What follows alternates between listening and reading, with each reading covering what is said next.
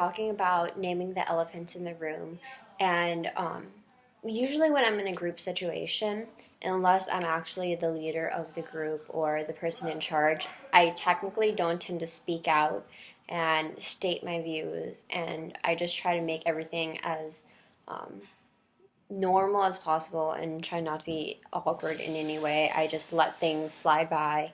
Um, but when we were talking in class today, and in the past about elephants in the room and naming the elephants in the room, it kind of made me feel uncomfortable because it's something I'm not used to.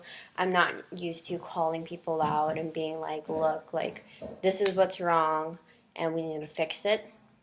Um, but I realize that it is very important to do so because if we leave things like that unmentioned, it kind of creates an awkwardness within the group and kind of disturbs the flow of the organization or the team or whatever it is. So it is actually very important to call out these elephants in the room. For example, in one of my groups that I had this semester, there's this one girl who would always say she was going to do something, and then she would either do it partially or with minimal quality, or she just wouldn't do it at all. And we were just letting it slide because we were like, well, we don't really know what's going on in her life and whatnot. But it was actually putting a major stress within our group because we weren't wanting to do meetings and stuff because like she wouldn't ever show up, and then it would just became a major hassle and disrupted um, the functioning of our group. So it is very important, and we should have called her out in a polite way, as we learned in class, and asked her if there was anything going on that was disrupting um, her participation in the group, and then addressed it because being part of a team or organization is really important, and we need to be open with all of our teammates or group mates in order to benefit the project or whatever we're doing to the max. Um, so when we're calling out people or talking to them and calling out the elephants in the room, we need to make sure that we do it in a polite manner.